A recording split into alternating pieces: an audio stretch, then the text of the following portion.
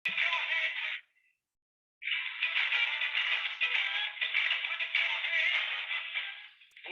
good morning, Hampton Roads. Good morning, USA. Good morning, VA. Good morning, world. I want you to know it's about that time for coffee talk right here on the most talked about show in radio. It is the Morning Glory Train. I'm your conductor this morning. I'm the Be Blessed Bishop Edward A. Johnson. Let's have a word of prayer. Father, we just thank you for this day that you've allowed us to see. This Independence Day 2022. Just thank you for allowing us to wake up this morning with the strength that you've given unto us, the abilities to do what you have called and sanctified us to do. We ask you right now that those who will be speaking on this line, that you will download into them what we need to hear on today.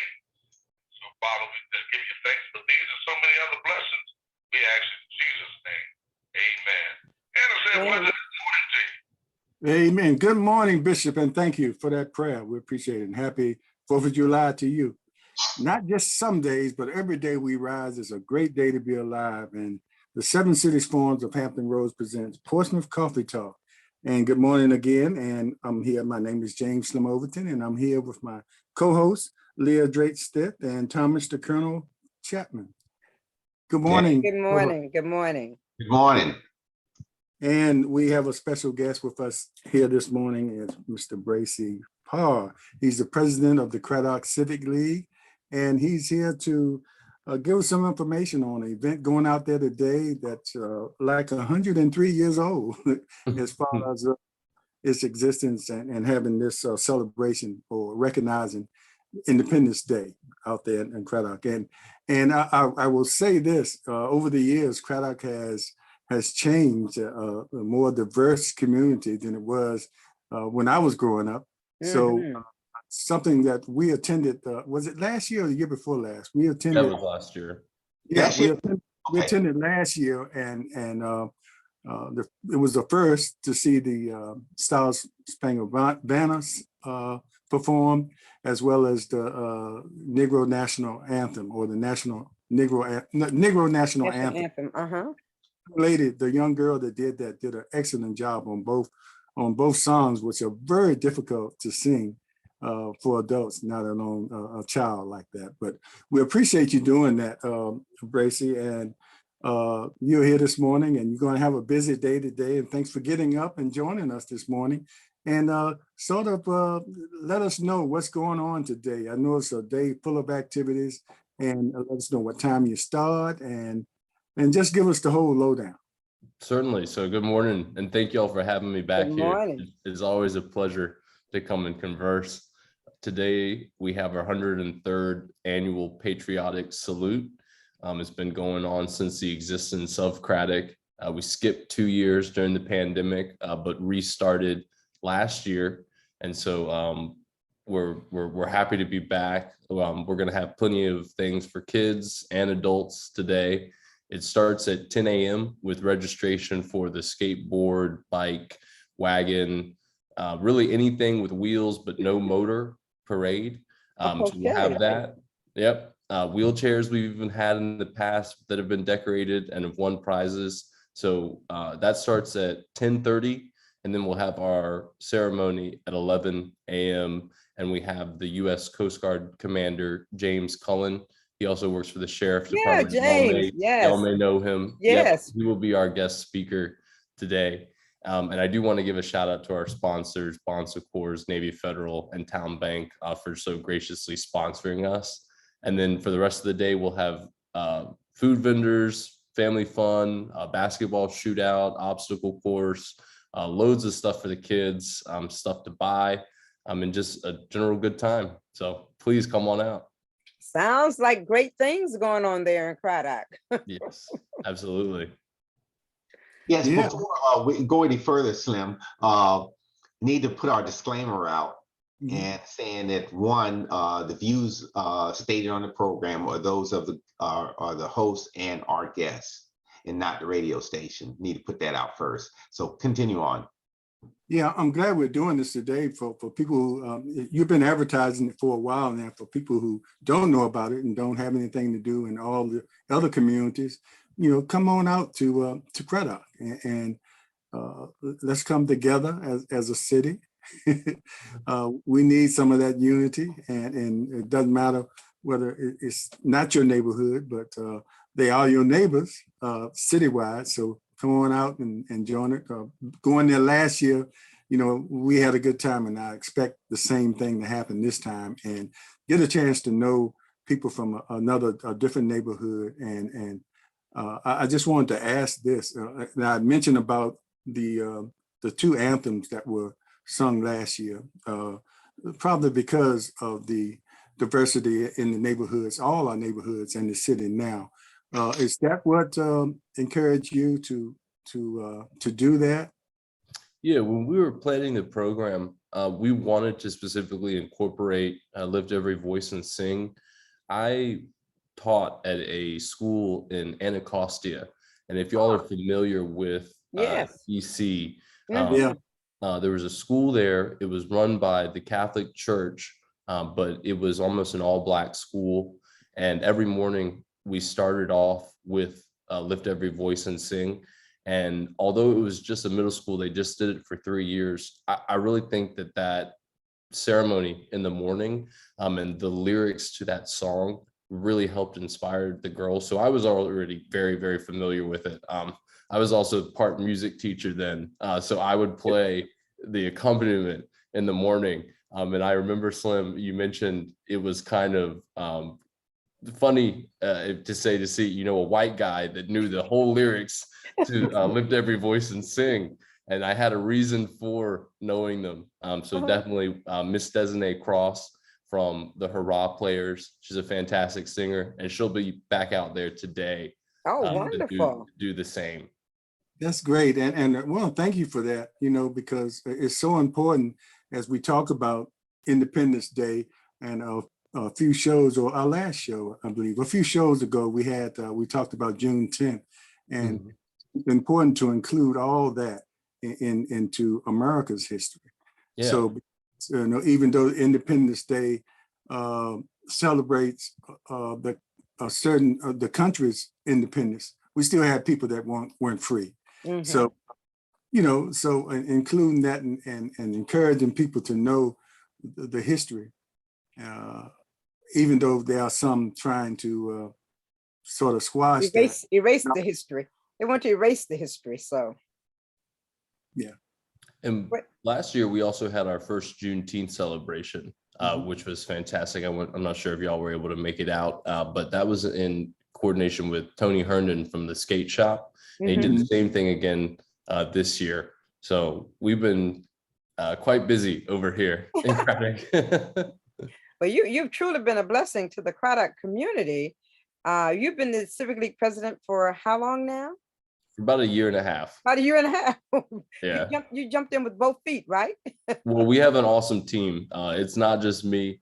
I get invited to come and talk, but we're a whole team of people working together. That's great. And different talents. One of my vice president, she knew Desiree Cross because she is in acting and production.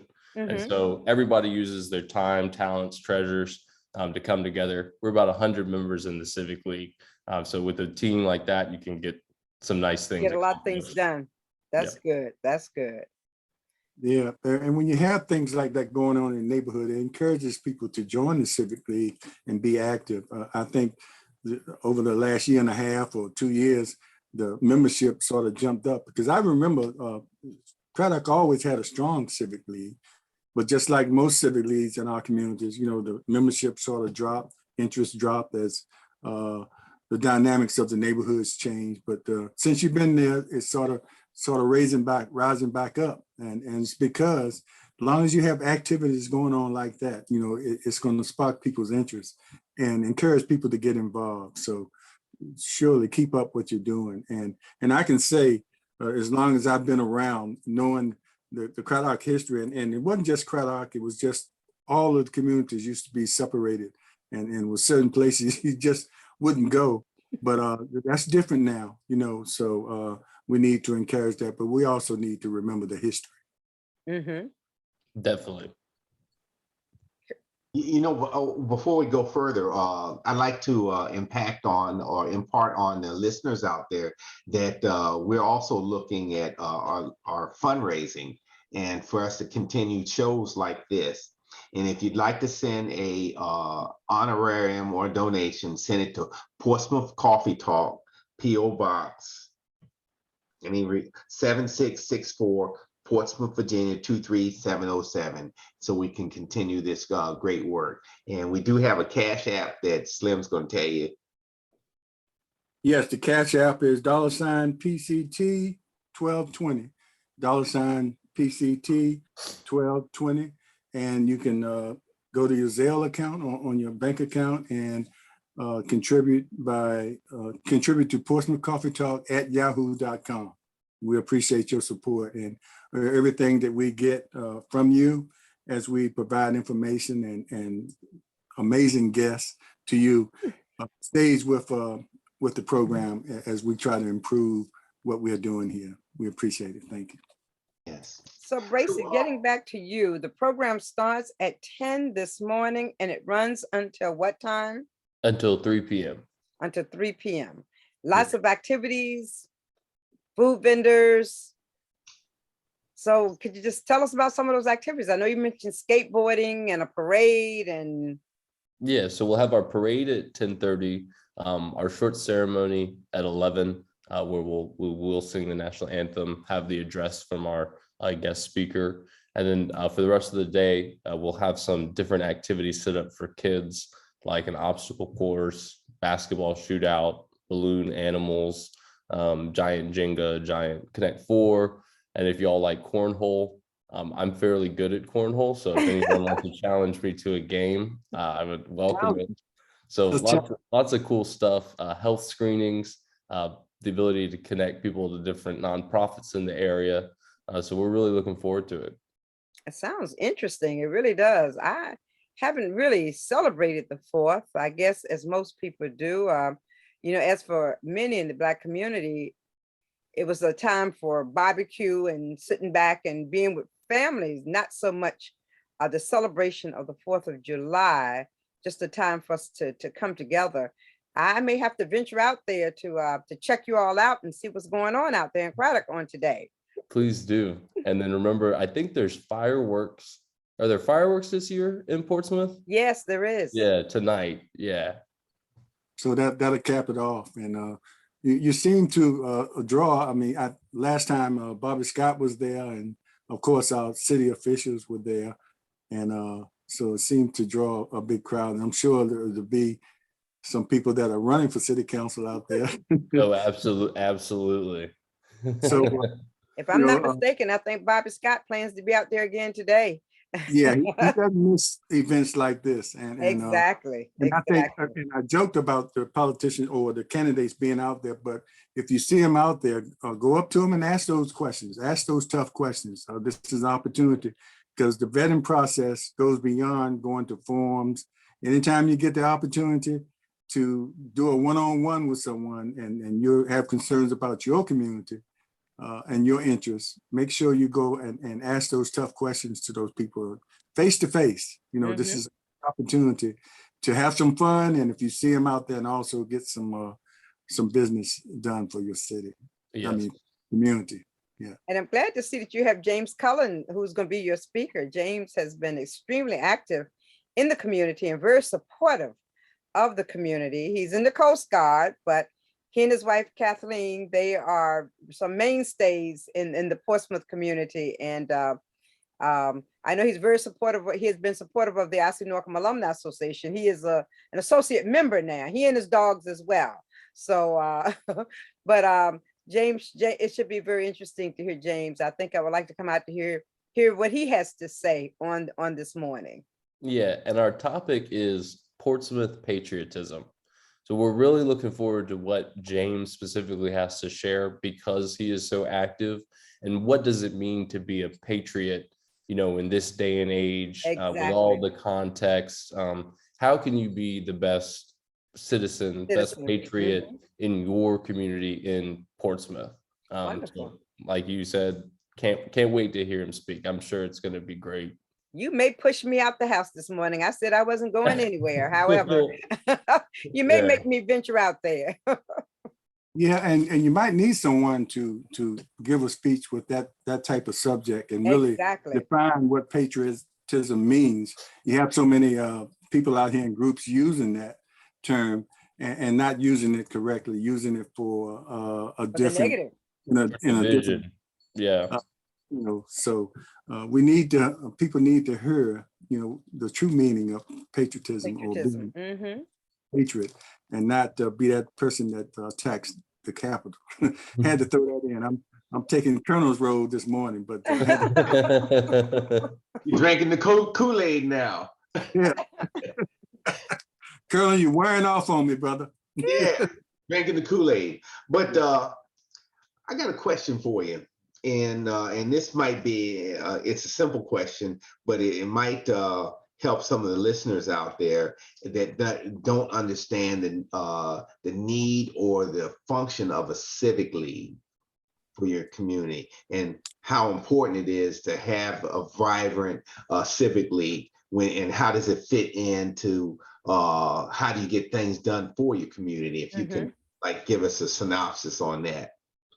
Yeah, a civic league at its core is basically like a voluntary homeowners association. It's just a voluntary group of homeowners, renters, of people who live in some geographic area that want to maintain their neighborhood, whether it's aesthetically through keeping up, entranceways and flower beds, or keeping up your assets, like if you have something like a library, fire station, your roads, your parks, signage, street lights, everything that is involved within your neighborhood that the city takes care of.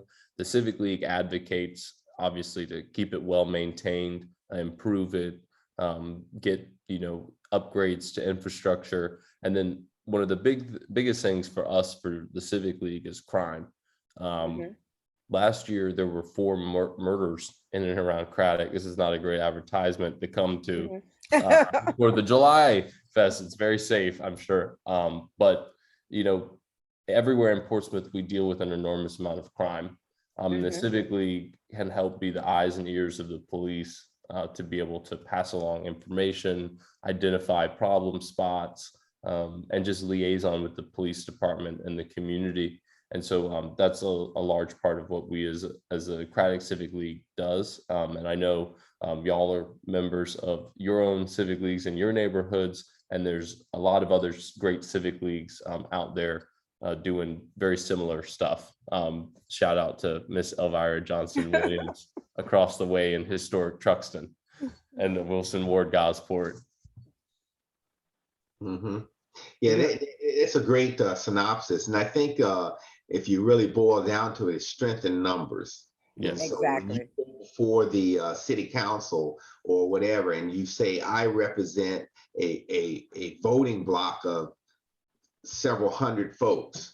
You get things done versus an individual saying that my trash is not getting picked up, for an example, or such and such is wrong, my street lights out or whatever. It'll go on deaf ears, especially if I can't give a bribe to some of our city councilmen up there.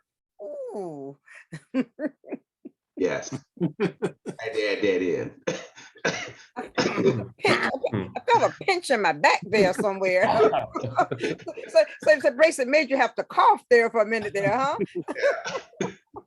Yeah, but the Civic League helps you there, keeps you informed, and I always say that, especially at the council meetings, the most important part of the council meetings are those first meetings where you get the city manager's report. Her recommendations and things that are that the city council votes on that might affect your community, and the Civic League advocates for you. Exactly. So you won't sit back and see something happening next door to you and say, well, I didn't know that was happening. But if you were involved with the Civic League, you will know in advance, because most Civic Leagues keep up with that. And at their monthly meetings, they tell you, or something comes in between, they try to get the word out. So it's important as you have that celebration today to make sure that you year round, that you're keeping up with your Civic League, so nothing gets past you that would surprise you as far as something that might affect you in your neighborhood.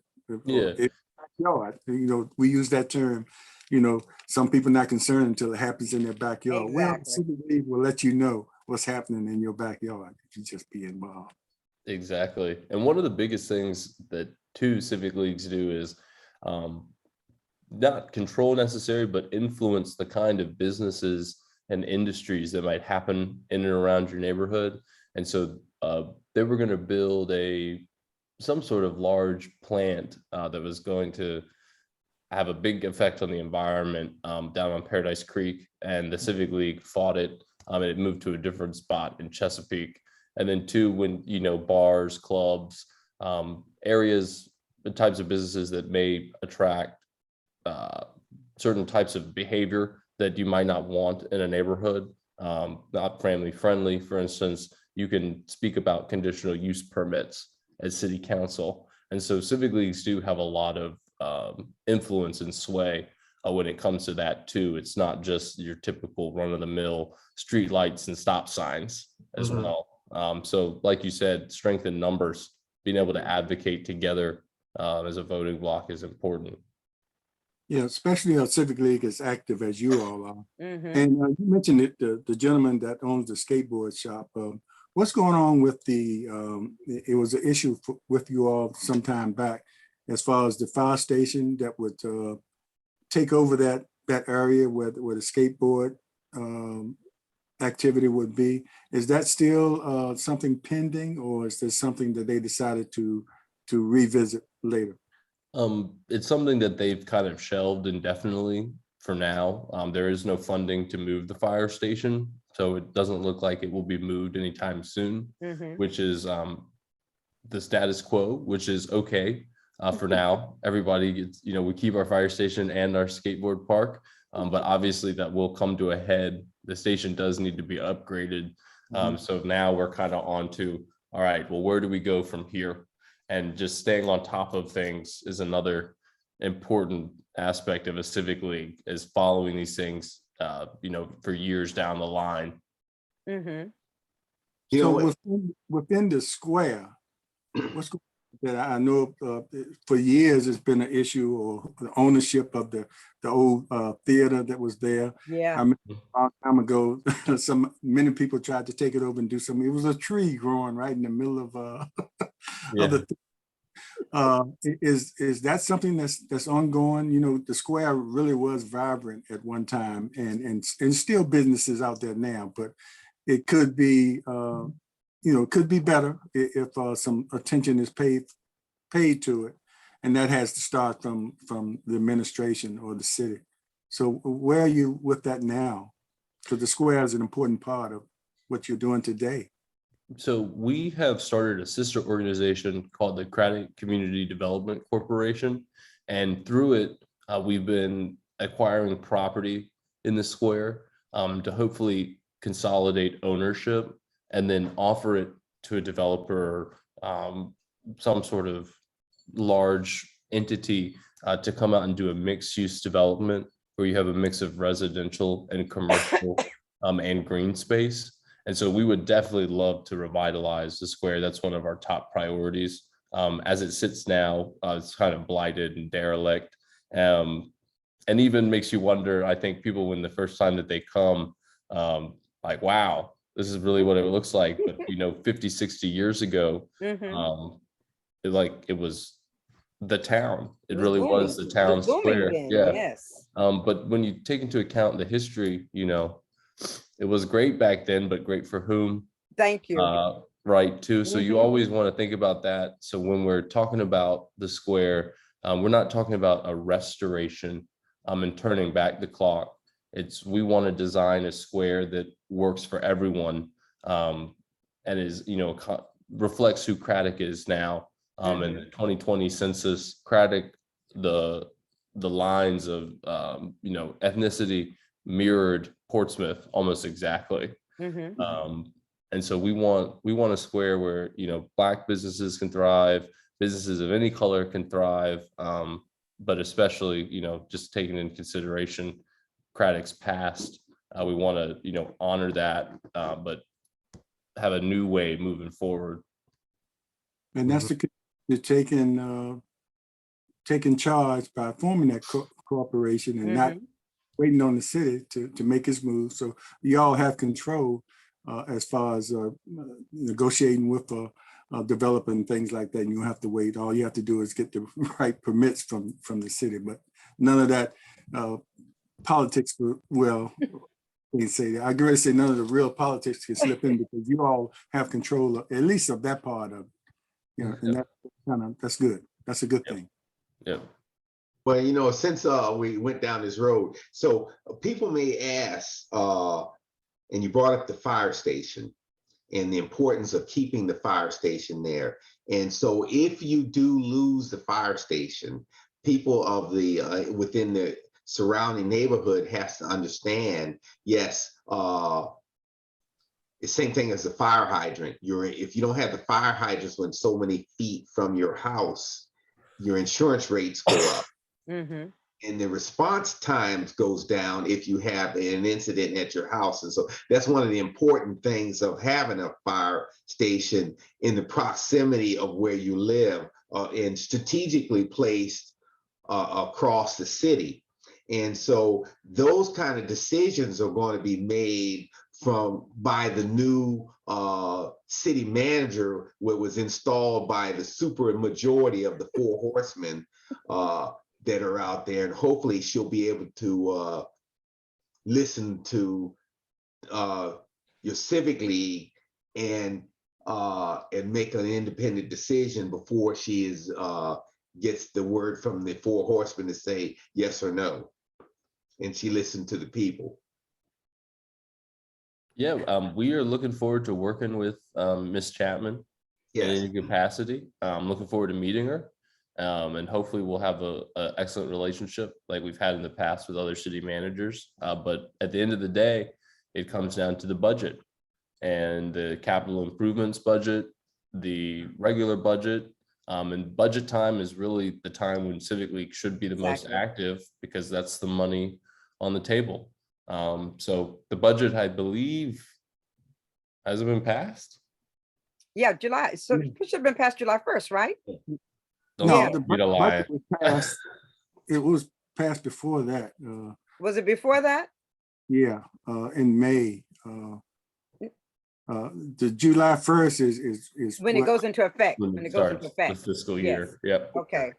So was the infrastructure money concluded for the fire station? No. You wonder why? Well, we're not particularly upset. It just means that the status quo is maintained. Really our issue was that the fire station was going to be moved, but there was no plan to move the skate park anywhere else. So not fighting against having a new station, not fighting against the strategic placement or anything like that. It was more so we didn't have a comprehensive plan for how to retain the skate park, which is so well used and well loved, especially by the kids. And kids who are skateboarding generally aren't out here doing other sorts of activities that you don't want them to get involved in. You know, they have a positive outlet, creative outlet even. Bracey, Eartha Garrett wants to know, she's interested in attending the parade this morning. She wants to know, what is the route? Where does it start and end so that she can figure out where to park? It'll start at the fire station. That's on Afton Parkway and Prospect Parkway. That's the cross street right there. And it's going to go all the way down to Afton Parkway and Victory Boulevard. Okay. And turn around and come back to the square. So really parking anywhere in Afton Square would be fine. There's ample street parking all around the fire station and around the square. Okay. And Patsy Hines says that she is great at cornhole. So she's challenging you to cornhole this morning. So you have a challenge this morning. We'll get together some teams and play. Okay, sounds great. Sounds great. And I'd like to give a shout out to the Ebony Heights Civic League.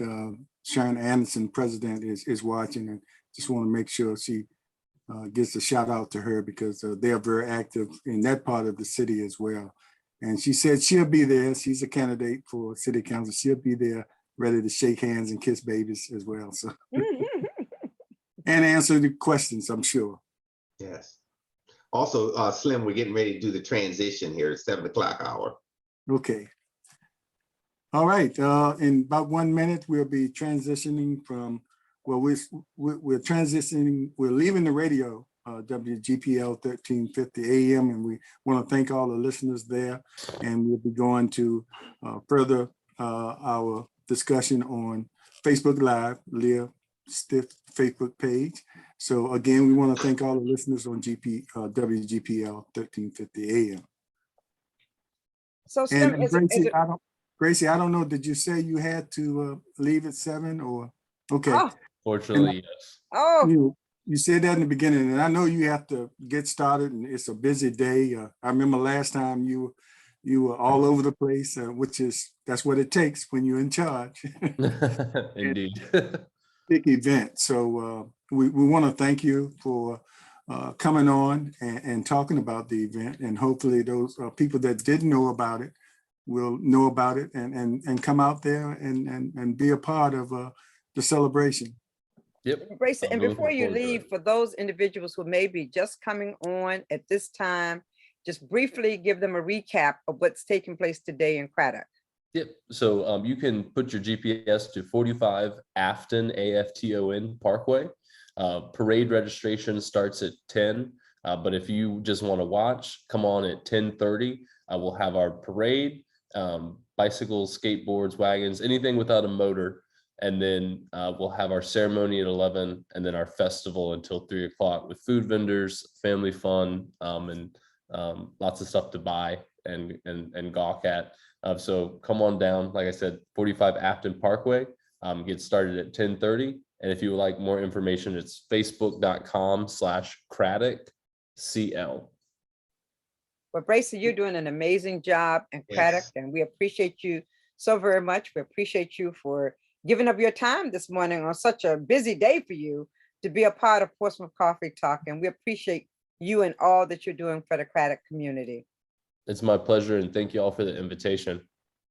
And Bracey, a shout out to Kim Woo Pa. I guess that's someone you know. That's my mom. Okay. Thanks, Mom.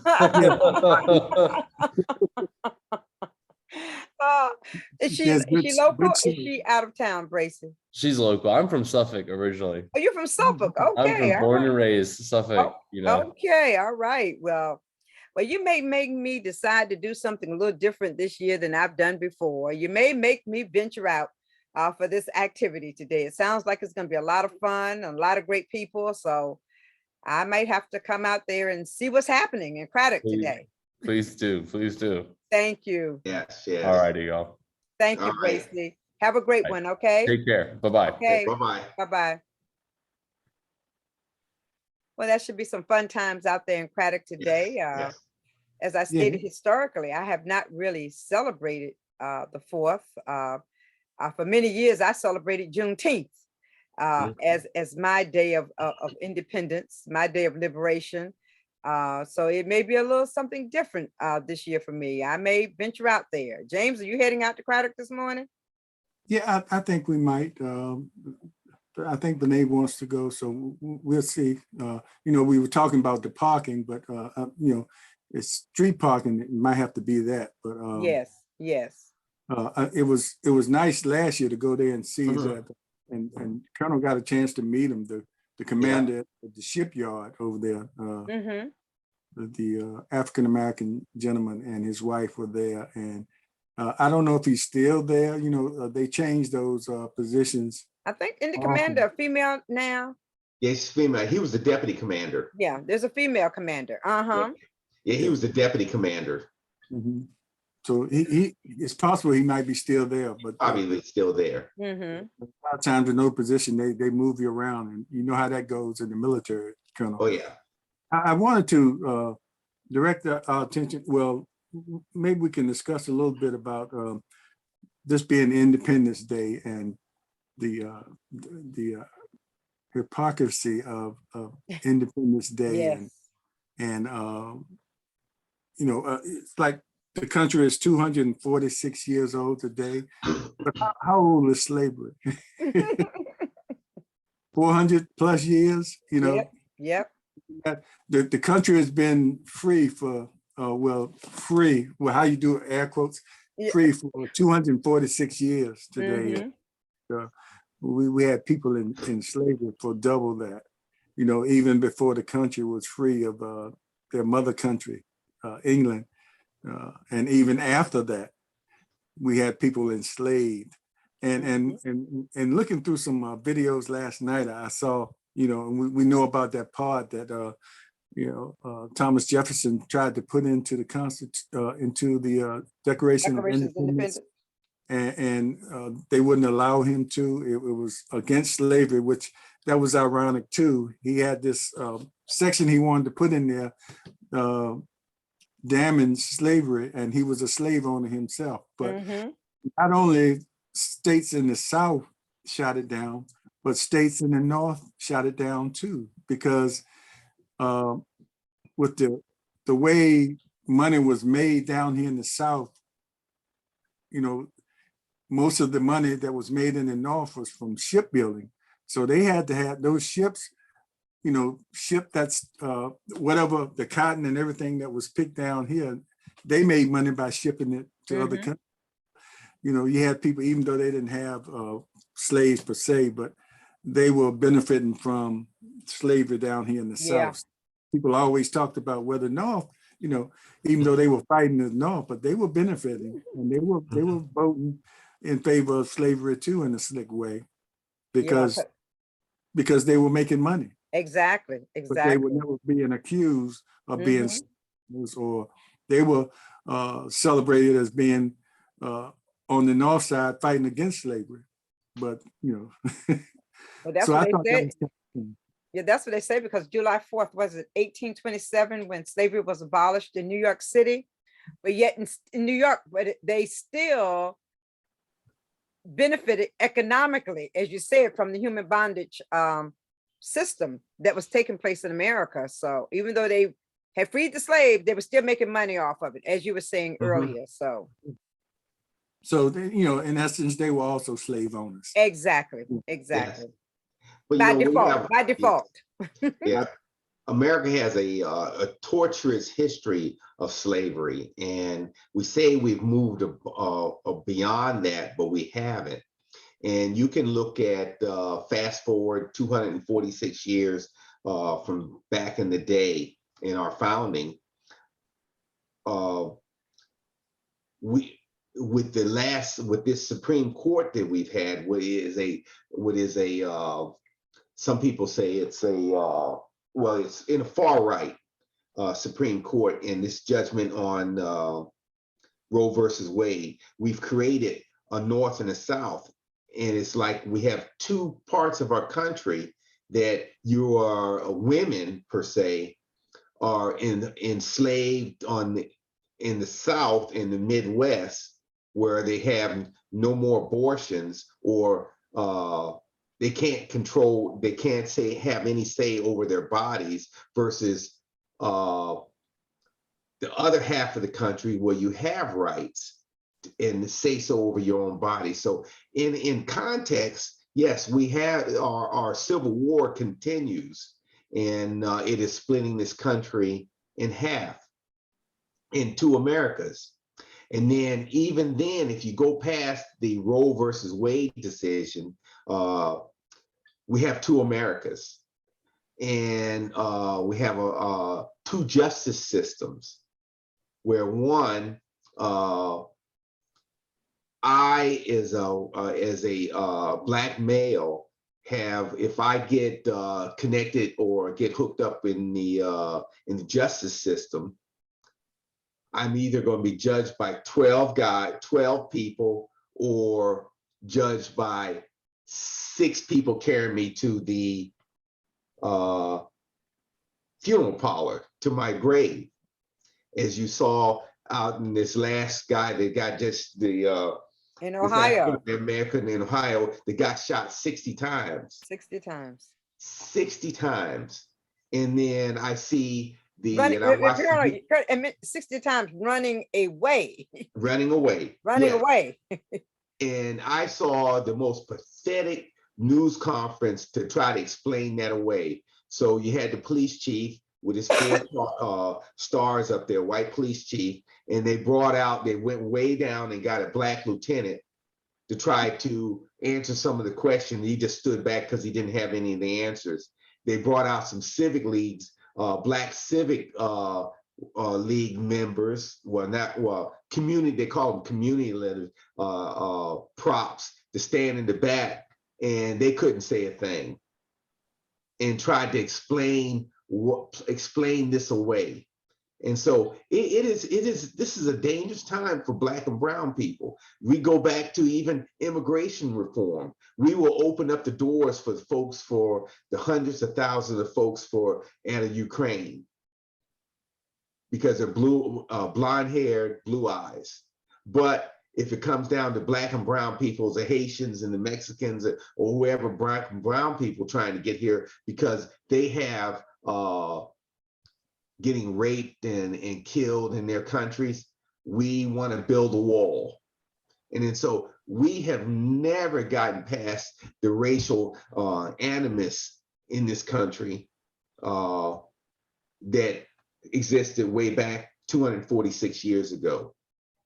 You look at voting rights, where they want to take most of the voting right bills to take away your right to vote or make it hard to vote, and gerrymandering, and most of those are fit to keep Black and brown people from voting, and poor whites, because they vote against their own self-interest and because of the educational divide or whatever. And they just don't understand. Some folks just don't understand that they're being screwed also. And so I that's a long diatribe tried, but I just had to get that off my chest. And for those who want to think what I just told you. Well, Colonel, as you say that, every 4th of July, I really make it a habit of going back to look at Frederick Douglass' speech on what is the 4th of July to us, and it's just his perspective is the same as for many African Americans today, because it's based on unfiltered view of America's past and its present, and its tragedies as well as its triumphs. So you cannot celebrate the 4th of July without looking at the price that we and our ancestors made in order to make this country great again. Or as Trump's call it, great again, but when was it truly great for us? That's what we have to ask, many people, as Frederick said, the people who fought for the independence of this country, they were, in his quote, it says they were men of peace, but they preferred revolution to peaceful submission to bondage. And that's basically what's taking place for African Americans still in this country.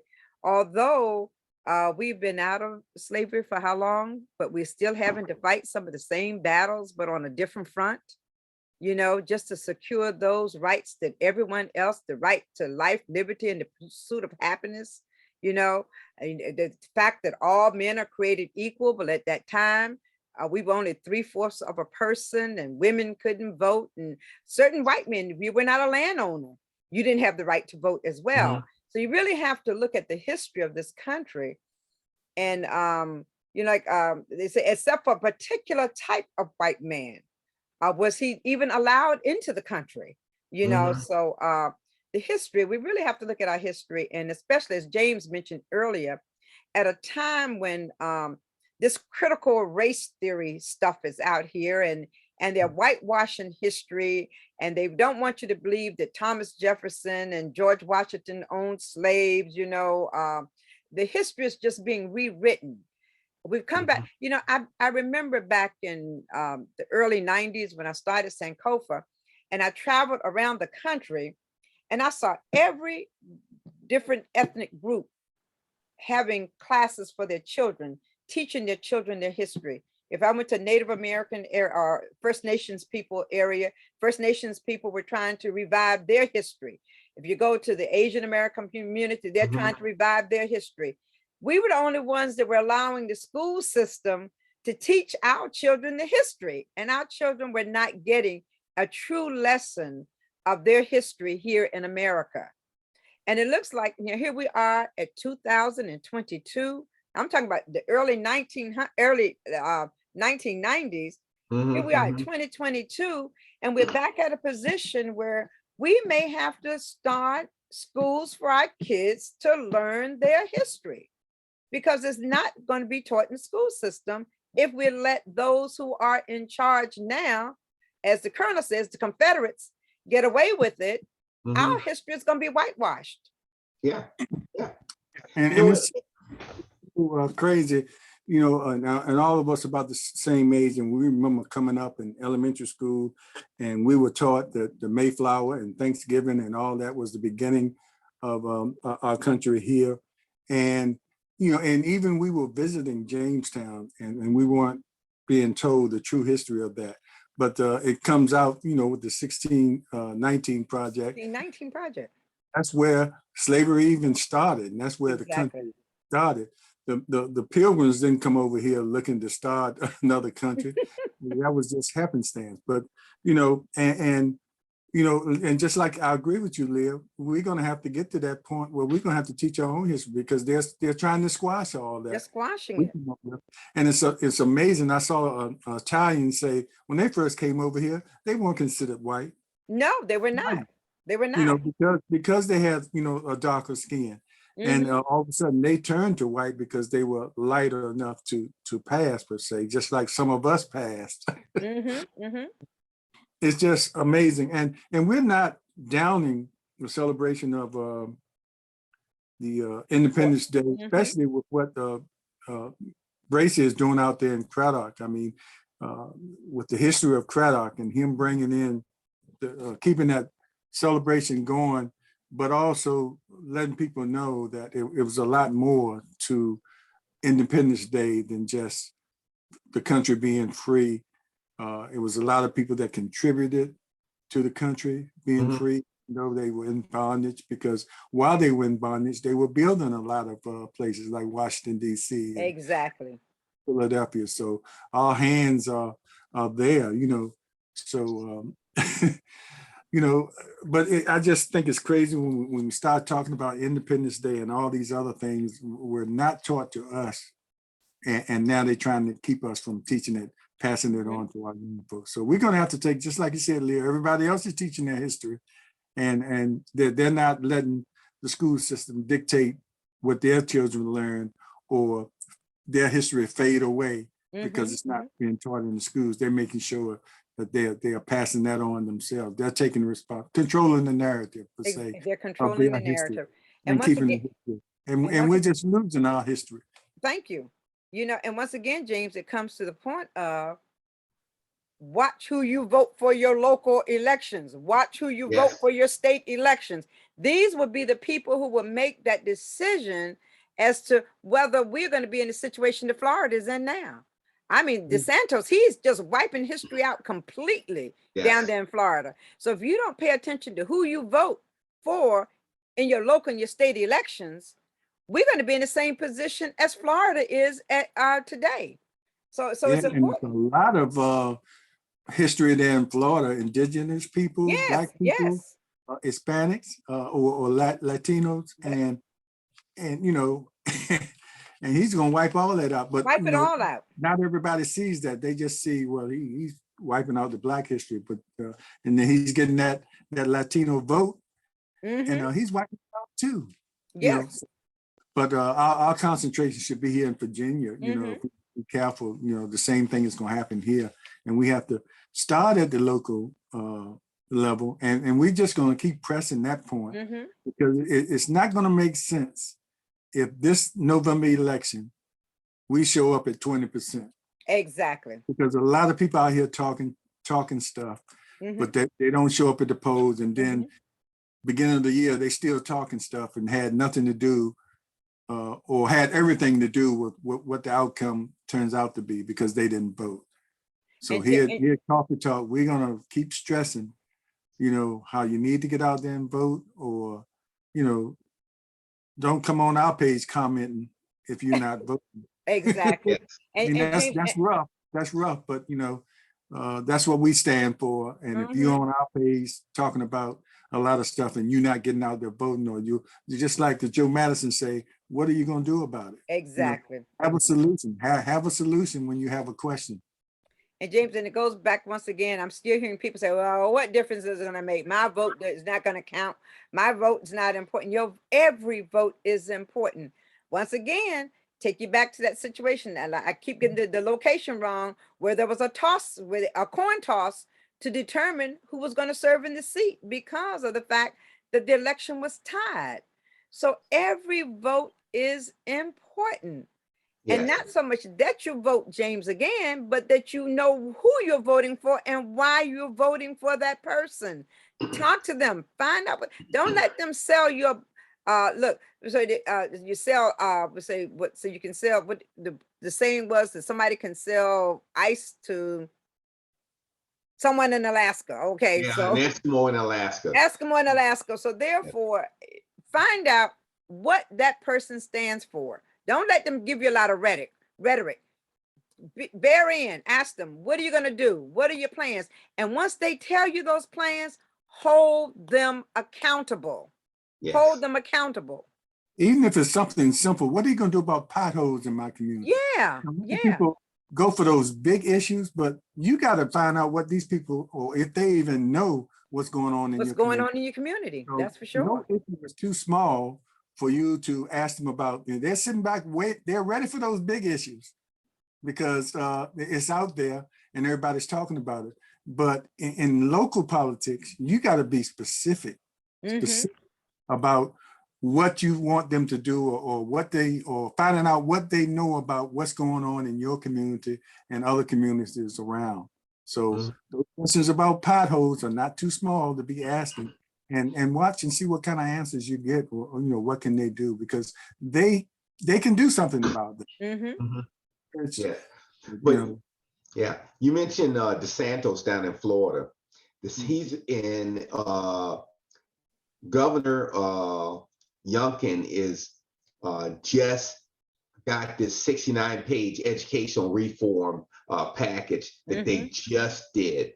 And they are within this package, they have followed the Florida model marker and saying they are going to whitewash the educational system here in the state of Virginia. And it's going to be trickled down. They're asking for more vouchers and to take money from public money to more into these private schools where we don't go and we don't benefit from. And so we have to be careful on what they say, what these Confederates say and what they do, because you already saw that the controversy over his pick for the director of public health here in the state, saying that there's no racial connection between racial connections in healthcare.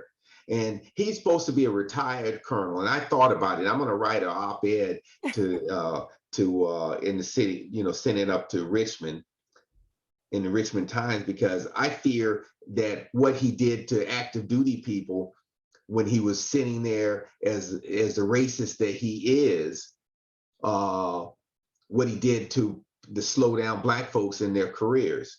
And then so when you have somebody that's like running against Elaine Lauria, and they picked out this the state senator, I can't even think of Keegan or whatever her name is, who is was in the Navy and got out and retired, and now she's supposed to be a nurse practitioner. And you look at her commercials now, she's already talking about that she's going to be against that she's for against CRT training and replacement theory and this and that.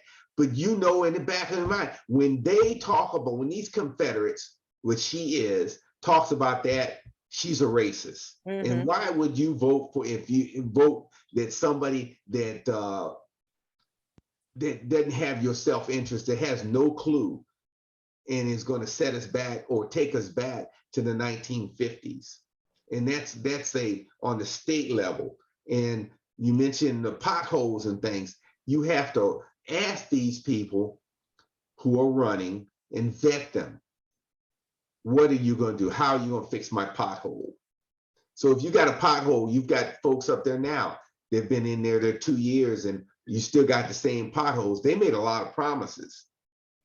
And I've seen, and I'm not even gonna name the guy that stands up and tries to talk all the time with his folksy self. And oh yeah, I represent, I don't do nothing illegal, da da da da. Yes, he needs to go. And you can know who he is, his folksy self. And I'm not even gonna name his name. Okay, I see you trying to think who he is, Slim. I know who you're talking about. But, isn't it funny how the strategy you just mentioned, that particular race, the strategy, how they picked against Elaine, somebody to go against Elaine. They know anybody will be hard to beat somebody with a military record like she has. Exactly. So they get another military female. Yes. You know, that's strategy plus, you know. It is. Yeah, it's the same thing with Bobby Scott. They went out here and found Stephen from out of the movie, and I'll call him Stephen. What's the name? Stephen what is the movie with? Stephen Fletcher? No, is it Stephen from Lord have mercy? Django? From Django. From Django. Oh my Lord. Yeah, Stephen is running against Bobby Scott. Has no clue on what's going on. But he's another Black person that I prop up, give him some money and give him some ad money. And I'm going to try to bump off, divide the Black vote. And maybe I can slip in there. But same thing as your fella in Georgia, the football player. Has no clue. Has no clue of what's going on, you know? No clue. But they figured because of his name, the Black folks going to come out and vote for him. Yeah. Listen, citizens. He's putting his foot in his own mouth. So yes. Not opposed to reversing on him. But people. All the children he has out there. But he knows go on their majority of the Republican page. Party is going to vote for him just because he's a Republican. Exactly. And he doesn't even meet the low bar that the Republicans or the Confederates have. He doesn't even get to that point. So if I can be a Black person and stand up there and says, oh, I won the Heisman Trophy and I should be in the Senate. I don't know what I'm gonna do when I get there, but I can win. And that's all they care about is winning and gaining back power. You see, he's trying to back away from the man who was in the White House before. He's trying to back away from him now. But people, listen. Everybody's trying to back away now. Go on these individuals who are running, go on their social media pages. Read what they put out there. Yes. See if there is a personal agenda. The individuals who are running for office are there to work for you, the citizen.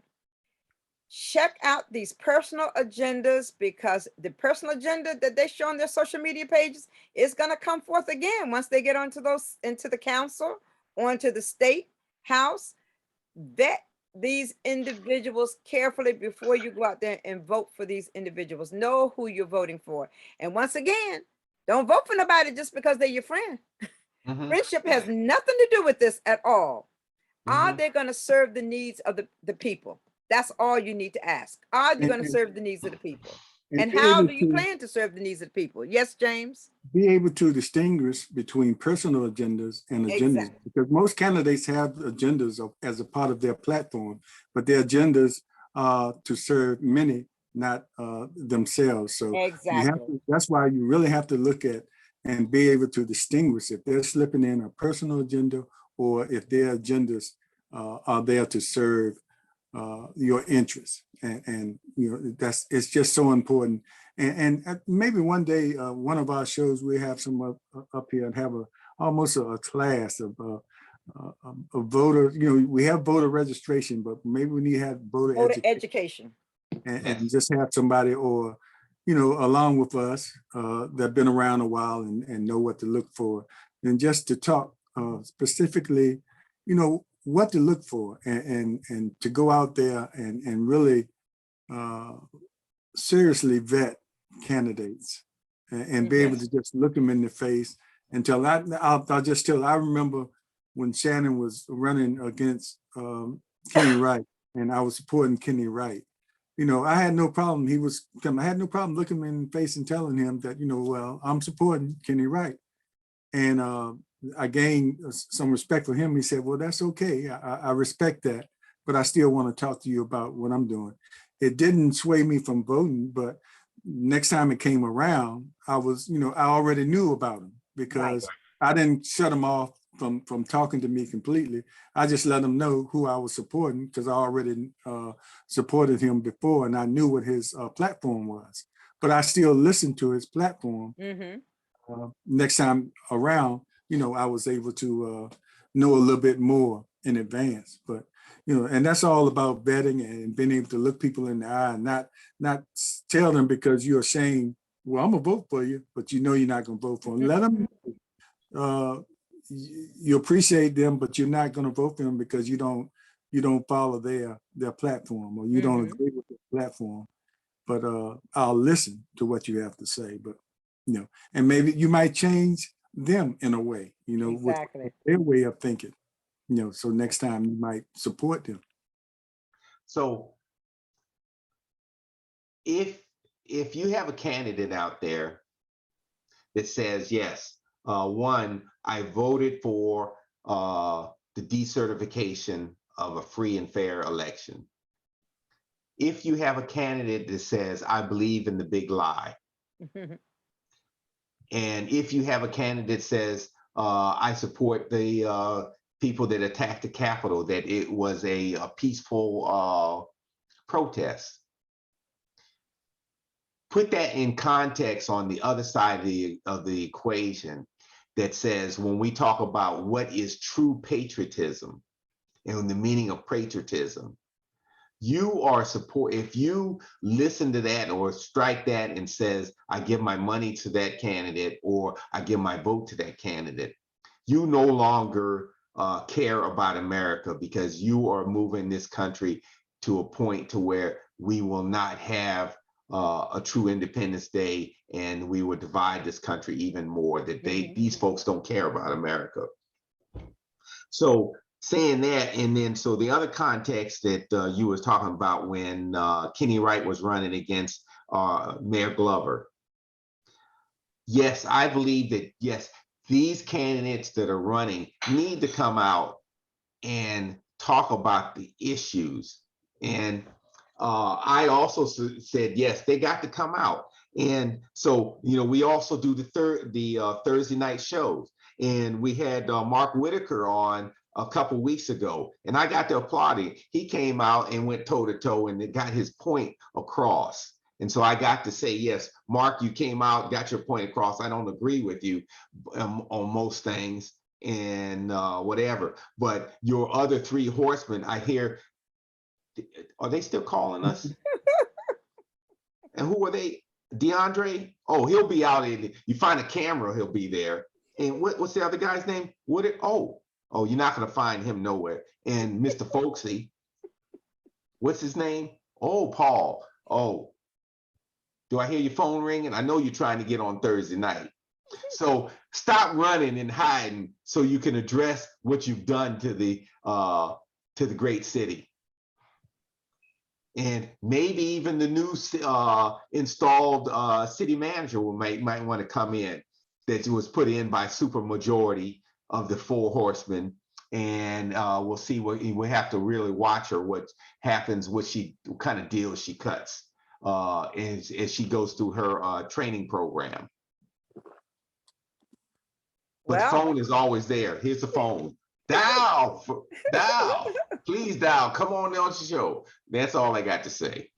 I got it off my chest. Well, I had to get around to it. Well, you got around to it, Colonel. And I must mention at this time, there was a wonderful article on Cletus Cassidy yesterday in the newspaper. Yes, Front page on Cletus. Go back and read the front page of your Virginian Palette, a nice article on Cletus Cassidy and the recaps that he does of the Portsmouth City Council every week. Yes. And if you have missed it, go to Cletus Cassidy page and listen to the recount that he gives every time that the city council meets. He gives a recount of what happens at the session. So go Also, back and watch his appearance on our show. Go to our YouTube channel and you can see his appearance on our show. Yes. Where he talked about a lot of the issues. So Yes. informative. And I just want to say it's a lot of people running, and I'm always for everybody has a right to run, and everybody running might have a good platform. But sometimes when you're looking at the candidates, you always also have to look at the times. What are we going through right now, and what candidate would best fit when trying to correct what we are going through now, and maybe another candidate might be better later on. Yes.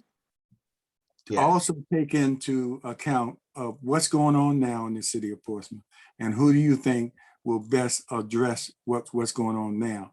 If we have to replace anybody, or if any incumbents need to stay. I mean, if that's your right, but you need to really vet them as well, and they have a record that you can check how they voted, or go back and see what they've said, statements they've made.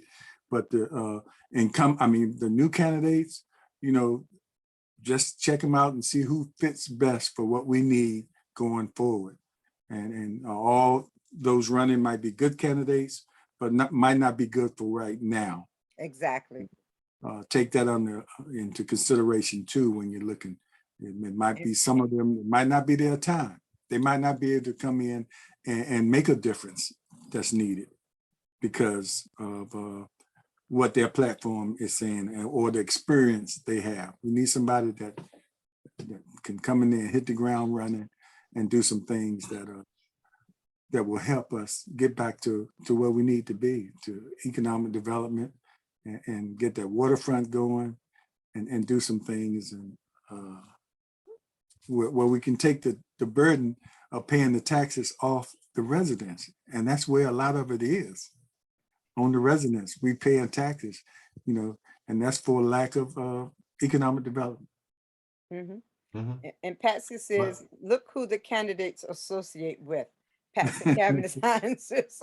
Look at who their associates are when you're making your decision as to who you want to serve on your city council or in your state government as well. Can't leave those two out at all. Well, yes, and even on the national level, you look on what Uncle Clarence on the Supreme Court and his people, the right wing profile there that's put a stake in the heart of privacy rights for all Americans. And for those who said my vote does not count, just that flag that they just planted on their privacy rights, and they've already said that they're going to come out out there and attack or look at a lot of issues on same-sex marriage. You may not care about that. Contraception, Colonel. Contraception. They're going to look at that. They're going to look at Brown versus the Board of Education, separate and equal. That's right. And then they're looking at the money from separation of church and state. They're going to look at affirmative action. All these issues will be affected by your one vote. And that when we talked about the Civic League, it's collective action. It is. Your vote married up with a lot of other folks counts. And so every vote counts and to do this. And get it back to the local thing. We're going to have a new city manager. I'm waiting to see if she's going to charge everybody using the gyms and everything, the rec centers, instead of giving free membership. I mean, not memberships, but allowing usage and charge everybody the same money, rather than let some folks with these nonprofits get away scot-free, even though I got to pay for the lights, I got to pay for the liability, I got to pay for the policeman's got to be there, and I take and I charge these parents all this money for these basketball camps and everything, and I take all the money myself because I'm unemployed. So, and I'm not even gonna mention that guy's name who sits on the city council. I don't want to mess up his name. Oh, I forgot. He has a prominent position behind the mayor's seat. So we're going to see if the new city manager puts an end to that and puts fairness in there, but it's your vote that makes that happen, that you have fairness across the board and you don't let graft continue to metastasize and infect everything else that happens in that is put out by the four horsemen, that they can get away with just the widespread graft in the city of Portsmouth. That's it. I laid down the gauntlet. Where's my flag? Yes. So as we wind down, and it's nothing wrong with recognizing Independence Day or even celebrating it, but always remember who helped build this country. Exactly. Even while in slavery. Even while in slavery, we helped build this country. So let the whole story be told, especially during the celebration. Now we have another day where we can recognize or pinpoint with Juneteenth, you know, all the things, but let's recognize those also on Independence Day, even though we weren't independent. we were slaves in 1776 still. Exactly. Actually, didn't get our freedom until almost 90 years after the America declared independence. Yeah, but we were building the country economically. Exactly. We were building it physically with buildings and the White House and things like that. So let that be a part of your celebration when you're recognizing Independence Day, even though it didn't fully recognize the independence of us, but recognize how we contributed to making this country what it is. And most of all, if you choose to celebrate Independence Day, go out to Cradock and attend the festivities that they're having out there on this morning, starting at 10 o'clock. Registration, check in, get ready for the parade, get ready for the festivities. 103 year celebration, 103rd year, right, Slim? Celebration for the Cradock community? 103. 103. So go out and support Cradock as they prepare to celebrate. And once again, there will be fireworks in downtown Portsmouth on tonight to celebrate Independence Day. And also keep in mind, while all this is going on, we're still losing people to the streets. Every day. Don't ever let that go unnoticed. And look for those candidates that'll be out there taking pictures. That take a picture with them, but before and after you take that picture with them, that they might use in their campaign literature, ask them tough questions. And if you don't agree with that person, don't take a picture with them. James, I was about to say that. We'll use that in their campaign literature, especially if you're someone prominent in your neighborhood or somebody that's active in your neighborhood.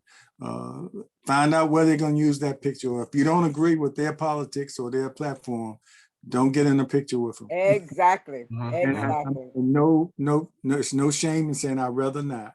You know, they could use that picture, and you could be somebody that's not supporting them.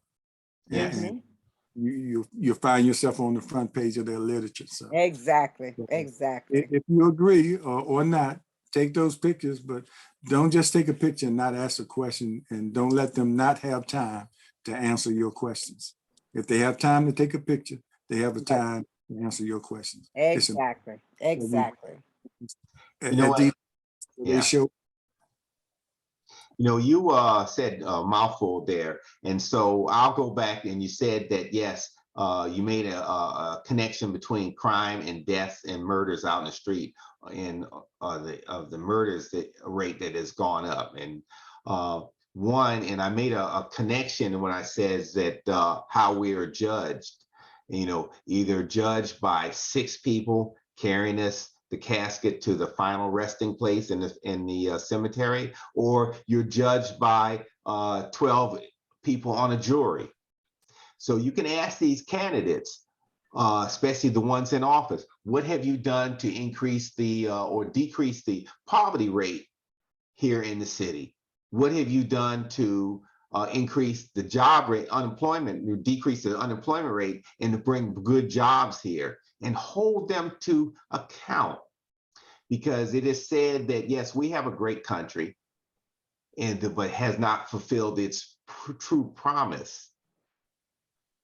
But if you want to keep it, you have to participate. And how you participate is you learn, listen, and you go to the ballot box, because that's the only power that you have. And for those who says my vote don't count, then I say, and I will go back and says, yes, you still have that mentality of a slave, because you were powerless. And we have enough people out here that are powerless, because only 20-something% of people vote. And so that other folks that didn't vote, you're powerless and you're part of the problem. And that's all I got to say. I got to close on that. And I will say this too, you know, those questions that you ask the people, the candidates, if some of them don't know it, you know, take it as you're educating them as well, you know. Yes. Maybe later on, because it's early, and maybe later on it'll become a part of their platform. And if it doesn't, then you know something. You know, if you bring up an issue in your neighborhood or in the city in general, and they don't really know, you can't really dismiss them right away, because they can't know everything. Even if they're elected, they don't know everything going on. They don't all of a sudden turn smart and wise and wiser than what they already are. They have to, it's a certain learning curve. But if they don't know now, you're putting a bug in their ear and they say, okay, you need to be knowledgeable about this, and it needs to be a part of your platform. And if it's not going forward, then, you know, you can X that person off, because it wasn't important to them. You know, yeah. Or follow up with them. I'm going to call your office or write you a letter that you were supposed, you said you were going to, you saw me out there and you said you're going to follow up, but now the phone doesn't ring or I don't get a letter back. You follow up with them, and don't take the folksy kind of excuse. I'm going to do this, and listen to the rhetoric that they have. Okay, but that's guys. it. okay. Yes. Colonel said, that's it, period. Period. It, Drop period. the mic, Colonel. Drop the Drop mic. the mic. Drop the Drop the mic. Yes. Okay, I want to thank everybody for listening, and thank our guests that came on the first half an hour, letting us know what's going on at Cradock today as they celebrate their 103rd 4th of July recognition, while they salute, patriotic salute, what they call it. Mm-hmm. James, mention who our guests will be on Thursday evening. Oh, our guest Thursday evening will be, we're going back to our 90-year-olds. and this guy's a little younger than the other two. As a matter of fact, Hart Savage just had his 97th birthday. On the 2nd, was it? Yes. On yes, the 2nd, yes. Later on this month, we'll turn 97 as well. But our guest now, Thursday, will be a youngster compared to them. He's 91.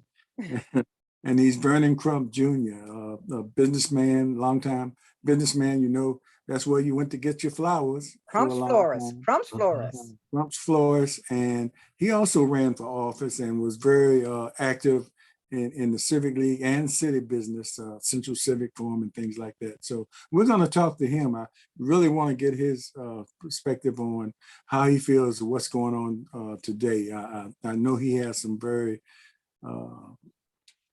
critical observations of what's going on today compared to what he has seen over his years as a 91-year-old person. Still has a sharp mind, and so he has some great opinions about what's going on, and probably what we need to do. We need to listen to our ancestors as well as our young people. Hopefully we'll get some more teenagers on, because Liv is around them a lot, and she hears some things coming from them that scary. It's very scary. And very seldom we listen to what's coming out of them, and they are our future, but they have opinions, and they are observant as well. paying attention to what's going on, and often we don't listen to them. But Brandon Crump Jr. will be our guest Thursday at 7 on Portsmouth Coffee Talks Evening Edition. As we continue to have our 90s, our guys in the 90s, and hopefully our ladies in the 80s and 90s as going forward. We're not going to ever stop bringing up those elders to get their opinions on different things in the city. Mhm. And James, and just in our closing, one thing I want to mention is that the Mayor Shannon Glover has initiated the Harvard Bloomberg study in the city of Portsmouth, in which I've been privileged to be a part of, is one in which he has brought the individuals from each of the departments together to look at youth violence in the city of Portsmouth. Mhm. And we're moving into the second phase of that, where we research, we talk to youth, teachers, people in the community who were impacted by crime. We're moving into the second phase of that coming up shortly, in which we're going to have stakeholders to come out to share with us their information as to their thoughts and their opinions of crime, youth violence in the city of Portsmouth. So there's some good things going on. And I think at some future time, maybe we need to get some of the members of this study to come and share with the community. They may not want to do it right away until after they meet with the stakeholders and what have you, but it's some good information coming out of that Harvard Bloomberg study. And in fact, we have one of the Harvard fellows who's here now, and she's working with us on this project, who may be another person we can consider for future shows to come on to share with the community some of the things we have studied and some of the things we've learned. Yeah, I would like to have a panel of them come on and somebody representing each one of those departments, like you said, or whoever, and stakeholders or whoever's involved. Right. And just have a discussion, because we're not hearing about that. All we hear about is nothing being done. Exactly. And certain groups and panels are being set up to take a look at this, because it's going to take study. It is. Things are going on that none of us have seen in families before.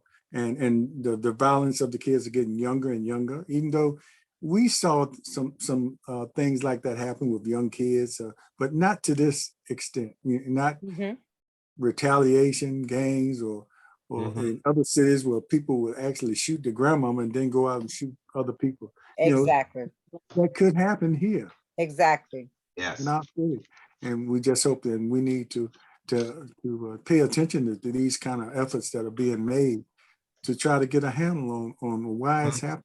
Exactly. And then take it to, what can we do? Because like you said, the police can, in many instances, can only react to something that's already happened. So we need to be upfront on why it's happening, and then have to deal with it. Exactly. Yes. So thanks for bringing that up, because all the other things that's going on is what you're doing, or what they're doing with that committee, is being overshadowed by all the other craziness. All the other craziness in the city. That's for sure. Yes. That's and for there sure. are some efforts being made to try to get a handle on this, and it's not going to happen overnight. You're not going to go out there and stop the crime overnight and then blame one person for, not being. And one thing I like about the study is that it's not just those individuals making decisions, but they're bringing in the parents, they're bringing in the children, they're bringing in the school, they're bringing in people who are impacted. They should have the voice as to what needs to take place and how we can correct the situation in Portsmouth. Are they bringing in people of sociology and social work? They're bringing people in from all walks actually of life. Anyone, study- yes, who can share study- information. Sound like it's a comprehensive plan. It's a very comprehensive plan, Yes. very That's what comprehensive. it's like, 'cause you need all these kind of people in. Mhm.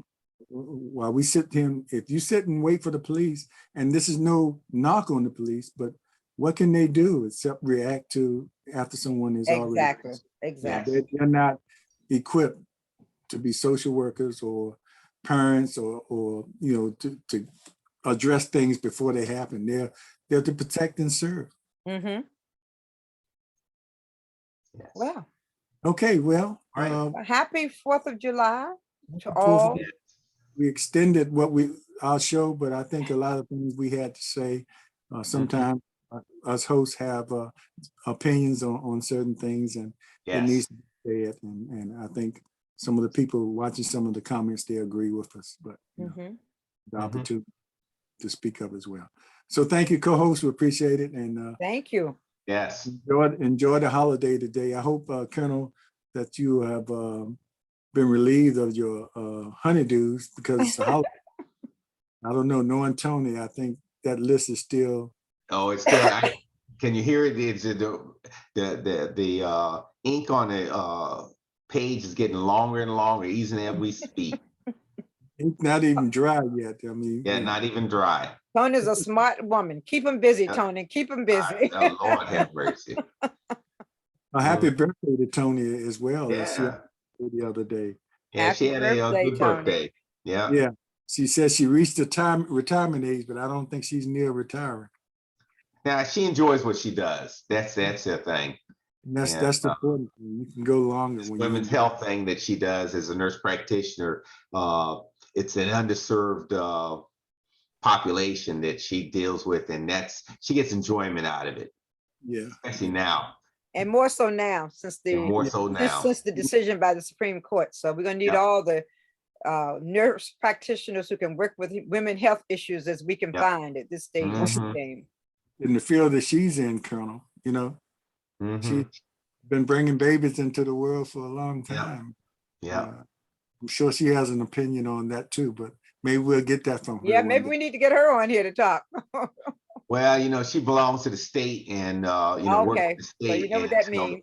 Especially now that you know, we got Confederates in charge, she sees changes that are negatively happening there, and so I can see it's negatively happening. When she retires, we'll get her take on that. We'll get that inside scoop. Yes. One that was right in the system. Yes. Okay. Again, thanks everybody. We appreciate you. Thank you everyone for watching. Thank you so very much. And thank you, Patsy, our faithful follower. Yes, indeed. And Eric Perriman, thank you, sir. And Carolyn Brown Smith, thank you for watching. Okay, everyone have a happy holiday. Yes. Okay. Take care.